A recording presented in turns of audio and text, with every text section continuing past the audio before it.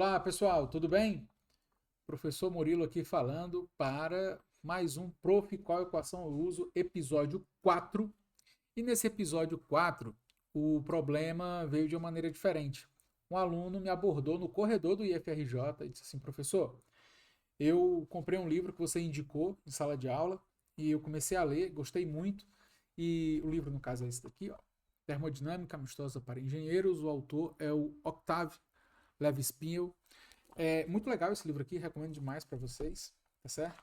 E assim como recomendo que você deixe o like só por essa dica do livro aqui. Eu acho que já vale bastante. Esse livro aqui é muito bom. E eu gostaria de começar falando que a dúvida que ele teve foi no capítulo 1. Então o cara realmente leu e foi atrás. Isso aí faz a diferença. O livro, ele aborda um momento pré-revolução industrial, onde a gente utilizava muito a força física, né, de nós humanos ou de animais, para realizar trabalho útil. Então ele já começa a trazer essa noção de trabalho útil na engenharia, tá certo? E após a Revolução Industrial, nós começamos a utilizar o fogo, o vapor, o vento, como formas de converter energia em trabalho útil. Obviamente, o fogo tem energia, né? O vapor também tem energia e o vento também tem energia.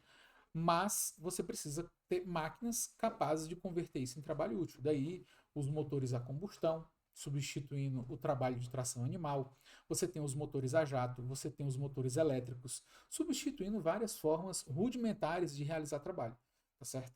Então, o livro traz uma série de analogias, né? Como por exemplo, energia é nada mais do que a capacidade de realizar trabalho, né? Realizar trabalho útil aqui no caso. Então, isso é muito interessante. E a questão que o aluno trouxe aqui para a gente fazer a nossa discussão é relacionado com o quê?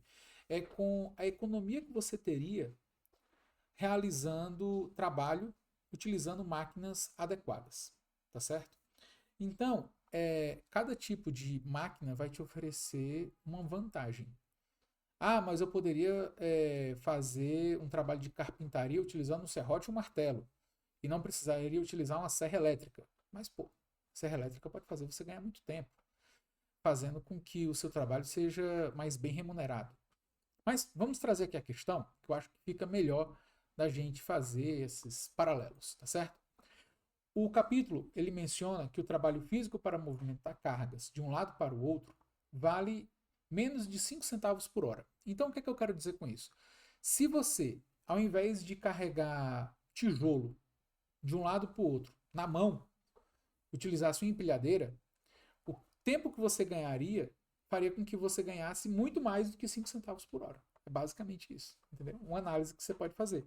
Então, fazer determinados trabalhos de forma manual podem ser, à primeira vista, economicamente viáveis.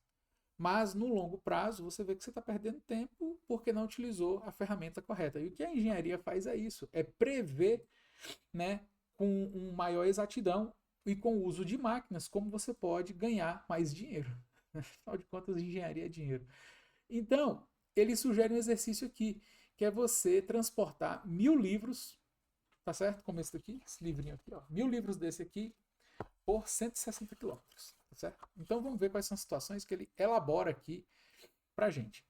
Uma forma da gente fazer isso é alugar um furgão por um dia, embalar os livros, dirigir 160 quilômetros, fazer um lanche rápido, dirigir, ida e volta, encher o tanque e devolver o furgão para a locadora. E avaliar o custo da operação. Engenheiros do Brasil, vocês avaliam o custo de operação. Vocês estão no topo da cadeia da indústria, analisando justamente o processo como um todo e quanto ele custa.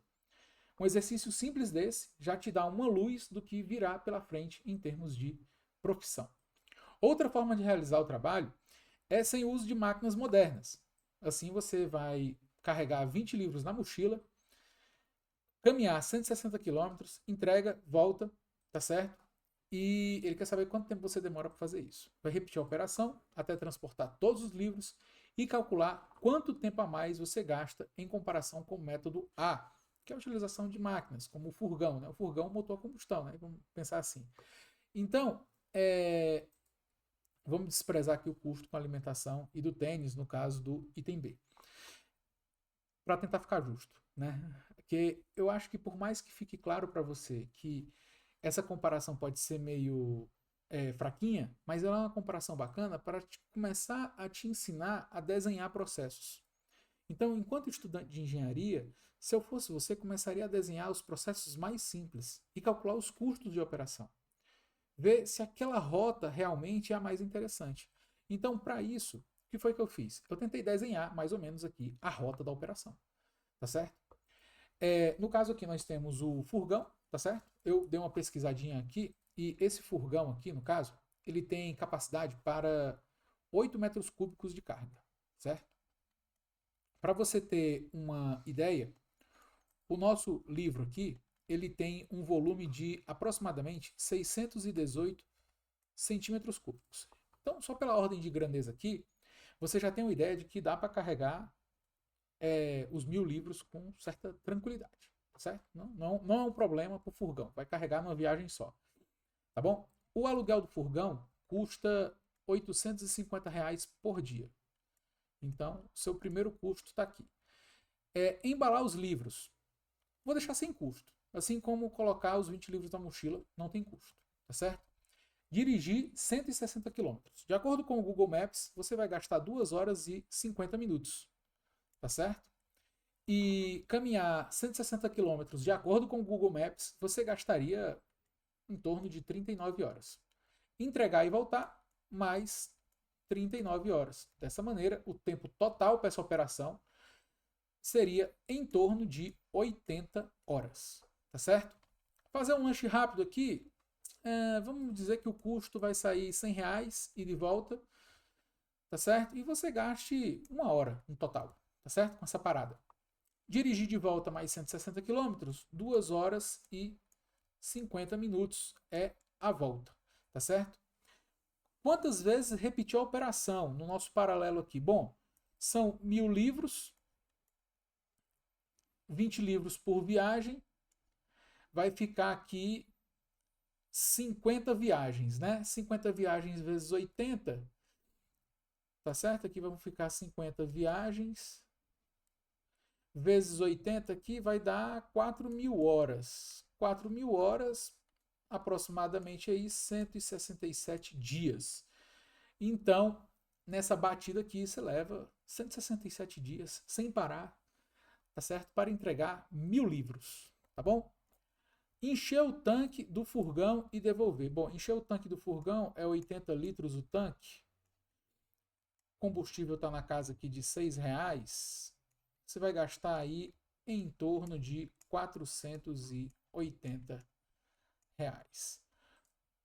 Vamos comparar com o furgão. Gente, essa comparação aqui chega a ser engraçada, né, no final das contas, porque por mais que você tenha um custo aí de R$ 1.400, R$ 1.500, R$ 1.600, vai, considerando ali o lanche, tudo, você economizaria aí muito, muito tempo. Porque em torno de 7 horas você entregaria os 1000 livros. Ao passo que, para fazer isso no mochilão, você ia gastar 4.000 horas. 170 dias. Se você começasse em janeiro, você ia terminar agora. Tá certo? Junto com o final das Olimpíadas, talvez. Tá certo? Então isso mostra que você tem um trabalho a ser realizado e muitas vezes você tem máquinas adequadas para isso. E uma forma de você economizar tempo e ganhar mais dinheiro é utilizar a máquina correta. É exatamente o que o estudo da engenharia, o estudo da termodinâmica permite para você. É você poder fazer previsão com bases em performances econômicas, performances de energia, correlacionar essas duas variáveis e obter o melhor do que as máquinas podem oferecer. Tá certo? Pessoal, eu espero que com esse exercício simples você tenha entendido que vale a pena utilizar a máquina certa para determinados trabalhos. Vamos deixar o trabalho manual, papel e caneta para os estudos. Que aí sim, você senta, estuda, se dedica e com isso você vai ganhar tempo lá na frente, tá bom? Se você gostou desse vídeo, deixa o seu like aqui, é muito, muito importante. Você deixa o seu like e comente aqui se tem algum problema que você gostaria que eu te ajudasse a resolver, elaborando raciocínios aqui com você, tá bom? Valeu, turma. Até a próxima. Tchau.